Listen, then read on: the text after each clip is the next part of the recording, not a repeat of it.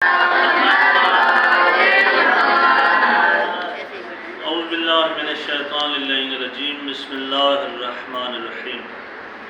مطہرات کی بحث ہم نے شروع کی تھی، اس میں سے پہلا ہم نے پڑھا تھا پانی کی پھر آگے دو قسمیں، ٹھیک ہے، پانی اپنا قلیل اور کثیر، اس کے متعلق پڑھا تھا، پانی مطلق اور مضاف کے متعلق پڑھا تھا۔ آج ہم پڑھیں گے مطہرات میں سے دوسری زمین ہے۔ کیا ہے؟ زمین بھی مطہرات میں سے ہے، ٹھیک ہے، کس طرح پاک کرتی ہے، خود بھی پاک ہے اور آگے دوسری چیزوں کو بھی پاک کرتی ہے، لیکن مخصوص چیزیں ہیں وہ آپ نے توجہ سے سماعت فرمانی ہے، ذہن نشین کرنی ہے۔ زمین کن چیزوں کو پاک کرتی ہے؟ زمین دو چیزوں کو پاک کرتی ہے۔ کون کون سی دو چیزیں؟ پاؤں کے تلوے اور جوتے کے نچلے حصے کو، جوتے کا نچلا حصہ اور پاؤں کا تلوا۔ یعنی اگر بندہ جوتی کے بغیر چل رہا ہے تو پیر نجس ہو گیا ہے، تو زمین پر چلے گا تو نجاست بھی ختم ہو جائے گی اور پاک بھی ہو جائے گا۔ اسی طرح جوتے کا تلوا جو ہے وہ نجس ہو گیا ہے، ٹھیک ہے، جوتے کا تلوا نجس ہو گیا ہے، نجاست اس کے اوپر لگی ہوئی ہے۔ زمین کے چلنے ہی کی وجہ سے، زمین پر چلتے ہی نجاست زائل ہو اور زمین پر چلتے ہی وہ کیا ہو جائے؟ پاک ہو جائے، ٹھیک ہے۔ کیا کون کون سی چیزیں؟ پاؤں کا تلوا اور جوتی کا نچلا حصہ، یہ زمین کے اوپر چلنے کی وجہ سے پاک ہو جاتا ہے۔ لیکن شرائط ہے، کن شرائط کے ساتھ زمین پاؤں کے تلوے یا جوتی کے نچلے حصے کو پاک کرے گا؟ شرائط ہے۔ کون کون سی شرط؟ پہلی شرط یہ ہے کہ زمین پاک ہو۔ ویسے چار شرط، کتنی شرطیں ہیں؟ چار شرطوں کے ساتھ زمین جو ہے وہ پاؤں کے تلوے کو یا جوتے کے تلوے کو پاک کرے گی، وہ چار ہیں۔ پہلی شرط یہ ہے کہ زمین پاک ہو۔ نجس زمین کے اوپر چلیں گے تو خود زمین نجس ہے، اس نے خاک پاک کرنا ہے، خود زمین کیا ہو؟ پاک ہو۔ زمین خشک ہو، تر نہ ہو، خشک ہو، تر نہ ہو۔ اچھا، اس کے بعد جوتے کے تلوے یا پاؤں کے تلوے پر نجاست زمین پر چلنے کی وجہ سے لگی ہو، ٹھیک ہے، زمین کے اوپر چلنے کی وجہ سے پاؤں کے تلوے کے اوپر یا جوتے کے تلوے کے اوپر نجاست لگی ہے، پھر اسی زمین کے اوپر بندہ مسلسل چل رہا ہے، اسی چلنے کی وجہ سے وہ نجاست جو ہے وہ زائل ہو گئی ہے اور چلنے کی وجہ سے ہی نجاست ختم ہوئی ہے۔ جب آپ 15 20 25 30 قدم چلیں گے تو وہ نجاست بھی زائل ہو جائے گی اور آپ کے پاؤں کے تلوے یا جوتے کے تلوے کیا ہو جائیں گے؟ پاک ہو جائیں گے۔ عین نجاست جو ہے، جو عین نجاست اس کے اوپر طے عین نجاست کی لگی ہوئی ہے، وہ عین نجاست جو ہے وہ زمین پر چلنے یا رگڑنے سے دور ہو جائے، ٹھیک ہے نا، زمین کے اوپر چلنے کی وجہ سے یا زمین کے اوپر رگڑنے کی وجہ سے عین نجاست زائل ہو اور پھر آپ نے اس کے اوپر جو ہے وہ تھوڑا سا چلا ہے۔ اچھا، کچھ چیزیں جو ہے انہوں نے ذکر نہیں کی، میں آپ کی خدمت میں عرض کر دیتا ہوں کہ کچھ اور چیزیں بھی ہیں کہ جو زمین پاک کرتی ہے۔ معذور آدمی جو ہے وہ لاٹھی ٹیک کر چل رہے ہوتے ہیں، لاٹھی کا وہ سرا جو وہ زمین کے اوپر لگاتے ہیں، وہ لاٹھی کا سرا اگر نجس ہوا ہے تو وہ ٹیکنے سے چند قدم 15 قدم 20 قدم جو ہے وہ چلا ہے یا 30 قدم چلا ہے اور اس کو لاٹھی کو ٹیک کے چل رہا ہے تو وہ لاٹھی کا سرا جو نجس ہوا تھا وہ پاک ہو گیا، ٹھیک ہے۔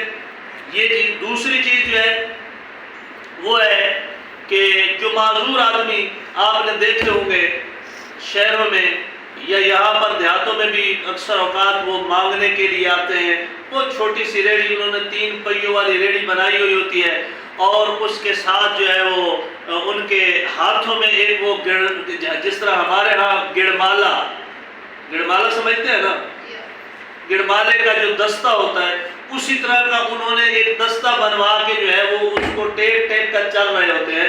جب وہ نجس ہو جائے تو اس کو بھی جو ہے وہ زمین پاک کرے گی. 15-20-30 کلومیٹر قدم چلنے سے وہ مٹھ جو ہے جس کے اوپر جو ہے وہ ٹیک ٹیک کے چل رہے ہیں وہ پاک ہو جائے گی. اسی طرح اب تو نہیں ہے, پہلے جو ہے وہ تانگے ہوا کرتے تھے, تانگے, اور تانگوں کے ٹائر جو ہے تانگا گھوڑے والا تانگے جو ہوتے تھے ان کے ٹائر جو ہے وہ لکڑی کے ہوا کرتے تھے.